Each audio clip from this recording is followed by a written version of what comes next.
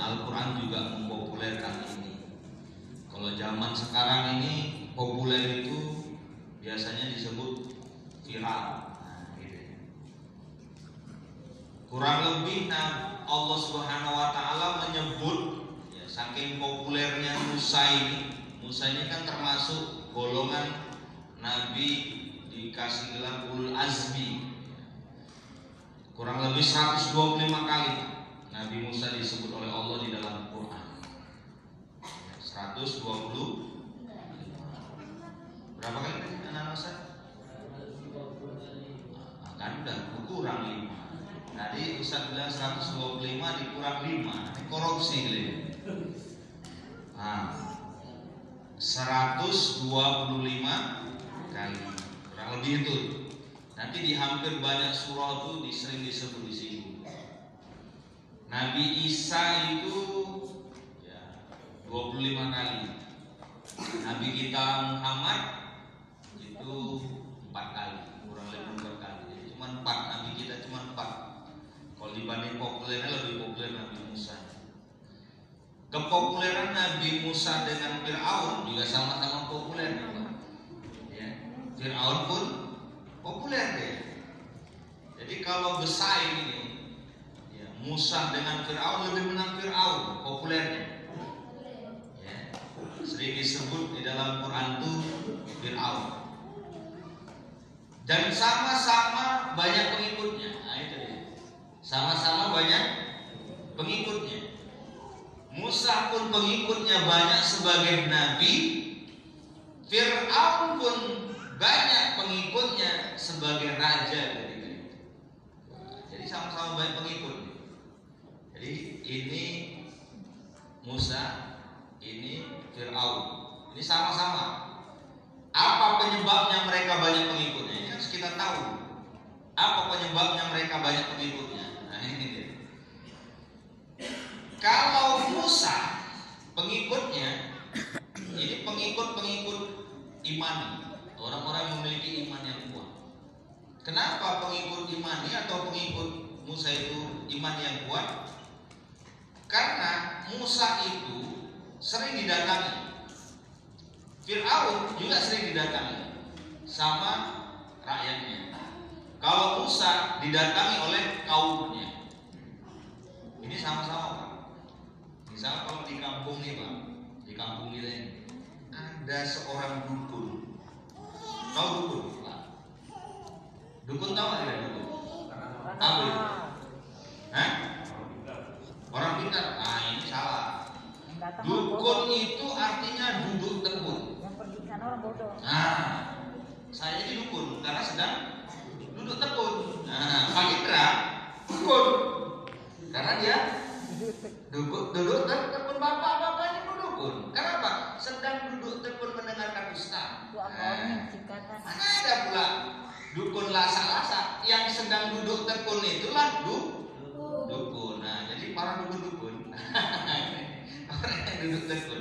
Jadi bukan itu maksudnya, bukan itu.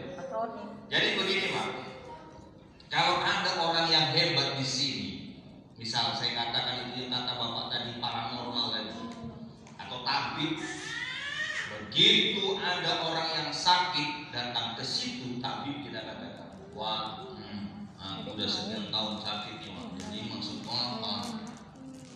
Kan gitu kan? Kan intinya gitu.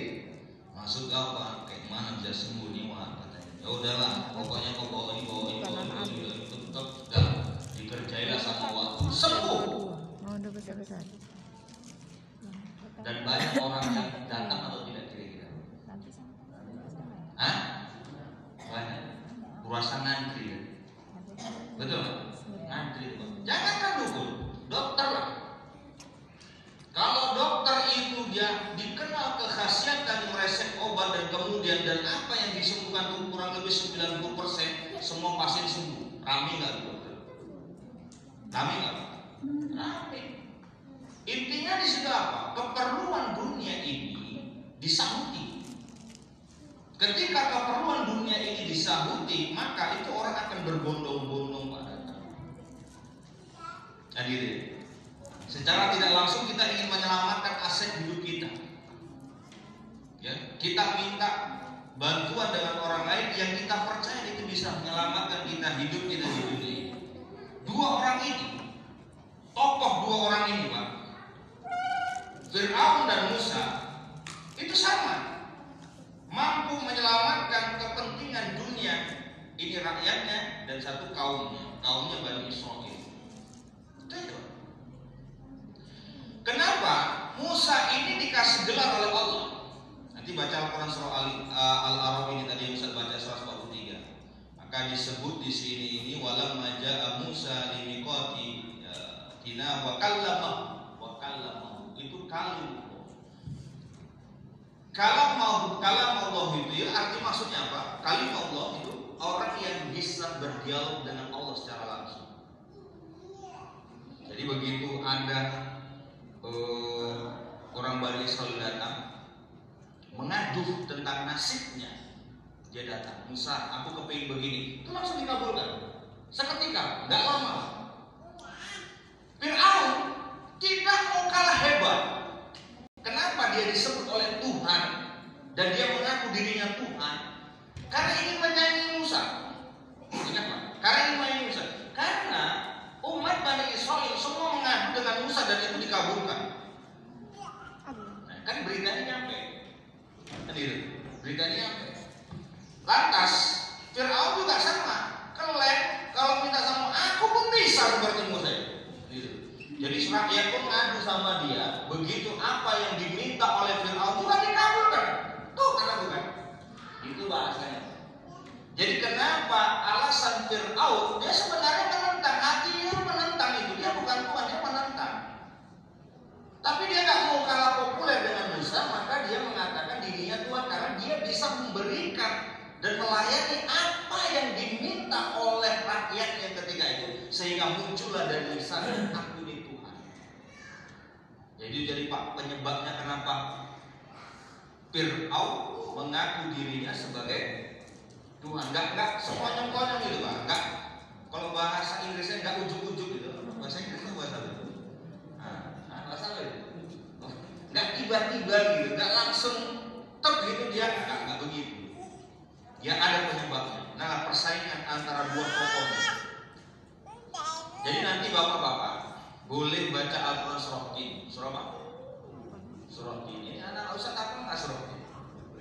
Ini anak Ustaz. Kira-kira dari mana orang tinggal ini? Ini orang mana? Coba baca surah Tin dulu. Saya mengira. Surah Tin. Masa apa? Watini was.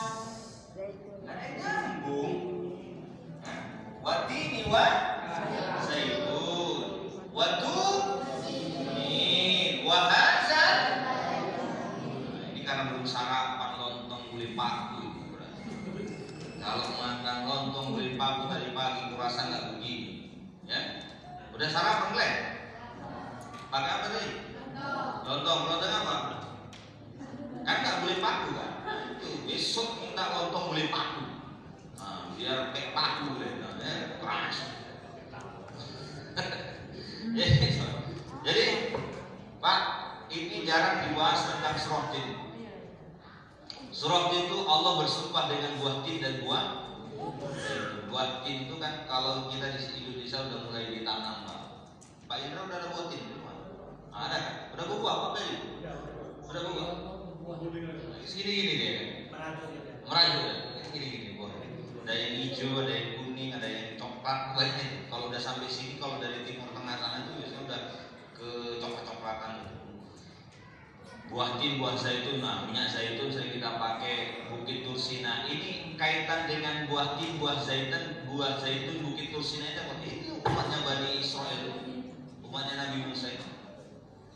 Jadi umatnya Nabi Musa ini Bapak Ibu yang dimuliakan oleh Allah Subhanahu Wa Taala, dia ini termasuk umat yang terbaik, cerdas. Dan itulah tadi apapun yang dimintanya itu dikabulkan, nggak pernah ditolak. Bahkan permintaan yang paling ekstrim, itu Allah gambarkan dalam Al-Quran surah Al-Baqarah. Wa shalalna 'alaikumul ghamama wa anzalna 'alaikumul manna wassalwa. Kulu min thayyibati ma razaqnakum. dan seterusnya. Mereka tuh sangat zalim. Udah dikasih makanan dari surga namanya manna wasalwa, mereka tetap kufur kepada Allah, zalim. Pernah bapak-bapak kita makan makanan dari surga? Enggak ada, cuma dia umat ini turunkan oleh Allah, nggak main-main. Umatku minta makanan dari surga, turunkan oleh Allah. Nggak habis, karena mereka mendurhakai Allah juga, nggak beriman kepada Allah Subhanahu Wa Taala. Maka para ulama menafsirkan manna wasalwa itu masih ada di dunia ini, karena dia sudah turun ke dunia, dia kan membusuk menjadi cendawan. Apa namanya? Jamur, jadi jamur ya. Nah, jadi jamur itu kan ada dua, ada yang bermanfaat, ada yang beracun. Jadi mana itu makanan jamur yang bermanfaat untuk obat, salwa itu jamurnya itu menjadi racun. Nah itu dia. Jadi mana wasalwa. Maka dulu populer dulu. Selain daripada ada itu obat dari jamur, kemudian jamur tiram, ada jamur-jamur yang dimakan dimanfaatkan. Kalau kami di kampung itu jamur tucuk, dulu di kampung jamur krikit ya. Banyak itu enak-enak itu yang tumbuh-tumbuh itu Pak di gundukan apa namanya? Rayap, gundukan rayap. Kalau orang kampung tahu nih, kalau di kebun-kebun dulu ada jamurnya putih-putih.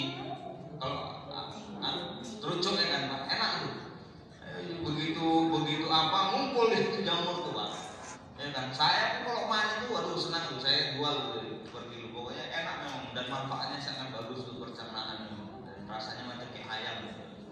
Jadi itu singkat ceritanya Pak. Bani Israil ini karena nggak beriman, lantas disumpahlah mereka oleh Musa, istilahnya dikutuklah kalau kita menjadi monyet. Apa monyet itu kalau bahasa Mandelingnya itu apa?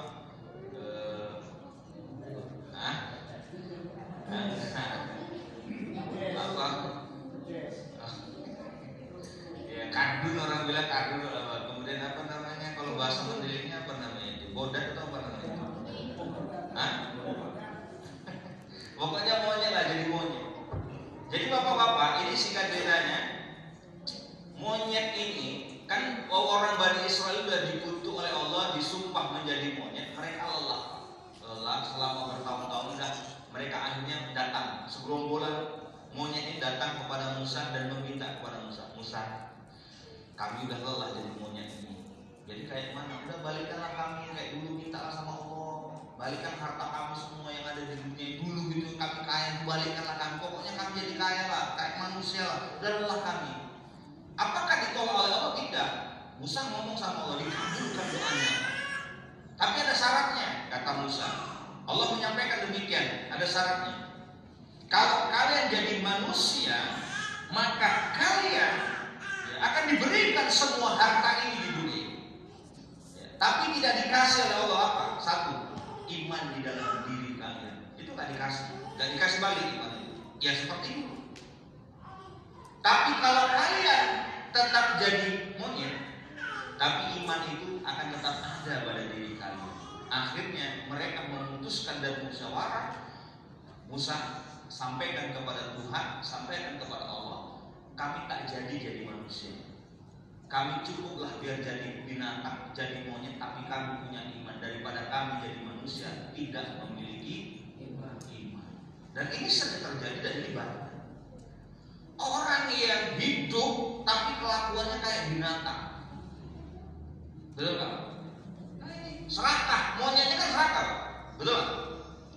Monyetnya serakah, lambang keserakahan manusia monyet. Coba bapak bayangkan, ayam kalau makan ayam, ini masih banyak berasnya ayam, banyak beras makan dia. Pernah ayam bawa plastik resek bontot ke rumah atau ke kandang? Pernah bapak nengok? Kan enggak. Kalau ayam sudah kenyang, banyak lagi makanan di situ, nggak pernah itu berpikir dia membontot Pak. Udah kenyang pulang balik kandang. Binatang cecak nanti kalau malam-malam cecak tengok lah. Kalau udah kenyang dia nggak pernah nampak itu, udah balik dia. Nggak pernah dia, udah balik dia. Semua binatang seperti itu Pak. Kecuali monyet. Monyet itu kalau udah makan satu tandan atau satu sisir masih ada itu. yang dilakukan sama dia? Bontot Pak. Rambutnya sini, betul? Ditaruh sini pegangnya, gigi dia. Mirip sekali lah kelakuannya di manusia. Iya kan? Saya kalau udah ngaji, makanan banyak, ya kan makan 2 piring lontong, apa yang dicakapkan sama dia? Masih banyak sisa. Mubazir nih, bontot wak katanya. Ya kan? Bontot wak katanya. Itu nggak boleh Pak. Urusan mubazir, Ustaz nanti mubazir Ustaz, nggak ada apa-apa, nggak ada anak ibu. Yang punya hak itu yang punya rumah. Kalau disuruhnya membontot, dikasih bontot terima. Kalau nggak terima dosa awak. Betul. Yang minta yang nggak boleh. Kan gitu ya. Ustaz sering sampaikan itu. Kalau ada Ustaz minta bontot, nah itu bahaya. Tapi kalau Ustaz dibontot itu boleh. Kan gitu ya. Tapi kelewatan lah, berlebih berdosa lah orang yang masih ada makanannya nggak mengasih orang yang datang. Nah, itu lebih berdosa. Nah gitu Pak Indra. Ya kan? Jadi bapak-bapak, ibu-ibu yang dimuliakan oleh Allah, maksudnya apa nih Ustaz? Kita kaji dengan ayat ini. Ada hubungannya Pak dengan ayat ini. Jadi kadang-kadang manusia itu melebihi seperti binatang Ustaz. Dulu lahirnya sudah kaya, begitu jadi menteri, mau dia korupsi dana bansos. Ada tuh menteri ini, tapi nggak di Indonesia lah, itu yang di sana ya. Ya kan Pak Indra? Lahirnya udah kaya deh, lahirnya saya. Kok kita ini kan lahirnya ya oma ya. Betul nggak Pak Indra? Pak Indra tahu betul saya dan saya tahu betul Pak Indra, ya kan? Orang kami sudah berteman dari dulu, ya kan? Tahu deh bagaimana saya ya oma. Pak Indra pun hampir mirip-mirip juga, beda tipis, ya kan?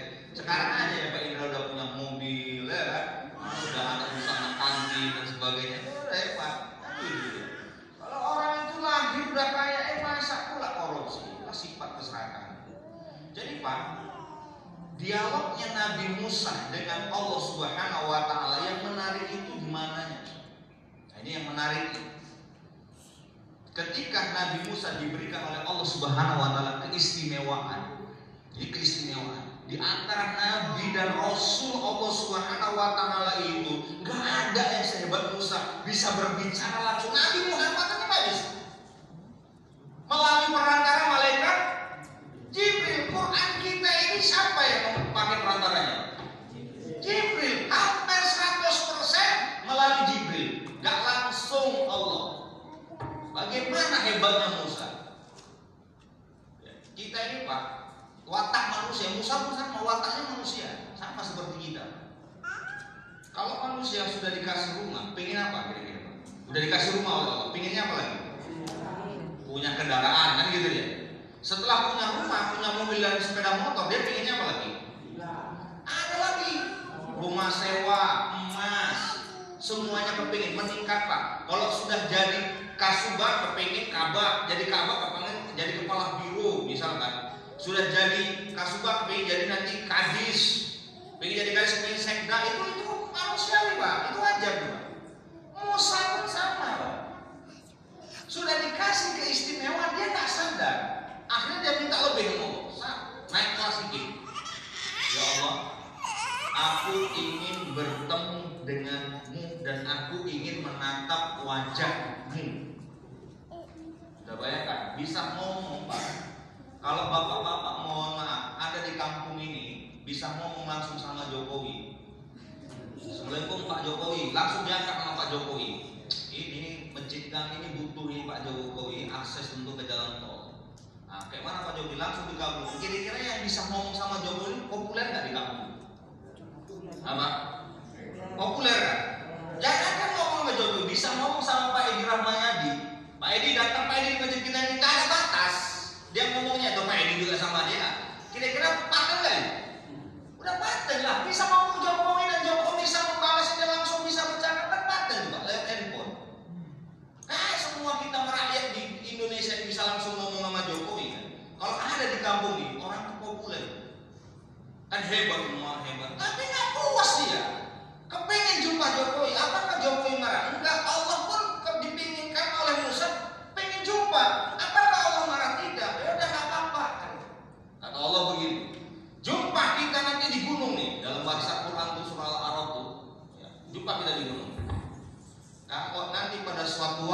sudah kutentukan di gunung ini kau datang dan kau jangan kemana-mana. Dan gunung ini tidak berubah pada titiknya dan tidak berubah pada tempatnya, nggak bergeser dia. Saya pastikan, kata Tuhan, aku pastikan kau akan bertemu dan menatap wajah Tuhan. Akhirnya waktu yang sudah ditentukan oleh Allah Subhanahu wa Ta'ala, Musa pun datang di situ, Pak. Dan kemudian di waktu yang sudah ditentukan, gunung itu pun meledak, meletus. Kira-kira Musa pingsan atau mati? Pingsan. Begitu dia bangun dari pingsannya, dia bertasbih kepada Allah, Maha suci Engkau ya Allah, hamba bertobat kepadamu dan mohon ampun kepadamu. Nanti bapak-bapak boleh baca, ini karangan dari Imam Al-Ghazali. Imam Al-Ghazali itu kitabnya yang paling populer itu Ihya Ulumuddin. Ihya Ulumuddin itu ada 4 bab. Kalau bapak mau saya kasih, tapi PDF. Yang PDF 4 bab. Bisa saya share nanti. Kalau mau Pak Indra jamaah mau buku kitab ya banyak buku-buku saya yang PDF. Sekarang modelnya kan PDF Pak. Supaya kita mudah membacanya dan nggak mahal. Ya, saya kasih gratisan mau buku Al-Quran, tafsir, hadis banyak Pak. Bulu-bulu marung semua ada di sini. Mau tafsir apa ada. Jadi kita bawa buku dari sini aja. Udah nggak di perpustakaan. Semua buku ada. Mau buku tentang apa aja. Ya, jadi satu buku yang dikarang oleh Imam Al-Ghazali namanya yang terkenal populer selain dari Ihya Ulumuddin namanya Mukassafatul Qulub. Apa namanya? Mukassafatul Qulub yang dikarang oleh Imam Al-Ghazali. Di situ Al-Ghazali menjelaskan tentang dialognya Allah dan Musa itu. Dijelaskan oleh Imam Al-Ghazali tentang dialognya Musa dengan Allah. Begitu dia bangun dari tidurnya, dari pingsannya, Al-Ghazali Musa langsung berkata kepada Allah, ya Allah, hamba bertobat kepadamu, hamba mohon ampun kepadamu, Maha suci Engkau ya Allah. Sekiranya hari ini aku tidak bisa menatap wajahmu, pada suatu saat kelak aku akan bisa menatap wajahmu. Apakah dengan ibadahku hari ini yang bisa mampu nanti suatu saat kelak bisa menatap wajahmu Tuhan? Disebut nama Musa, apakah sholatmu ini Tuhan bisa menatap wajahmu kelak suatu saat kelak? Apa jawaban Allah? Dijawab oleh Allah langsung dengan jawabannya itu tidak. Sholatmu itu hanya untukmu dan itu hanya mencegah dirimu dari perbuatan keji. Dan Allah jelaskan dalam Al-Quran surah Al-Ankabut ayat 40, inna sholata tanha 'anil fahsya'i wal munkar. Sungguh sholat itu mencegah hamba dari seorang yang akan berbuat keji, kan begitu, yang akan berbuat yang tidak baik, amar ma'ruf nahi. Yang kedua, puasa disebutnya tidak, puasa itu dirimu, padahal puasa itu ada pintu, namanya pintu roh, ya royan surga. Semua ibadah disebutkan oleh Musa, nggak bisa. Jadi ibadah apa ya Tuhan? Maka Allah menyebutkan hanya satu, sedekah. Itulah yang bisa ya mempertemukanmu dengan Allah. Jadi kami sholatnya sia-sia dong Pak Ustaz. Sholat itu kunci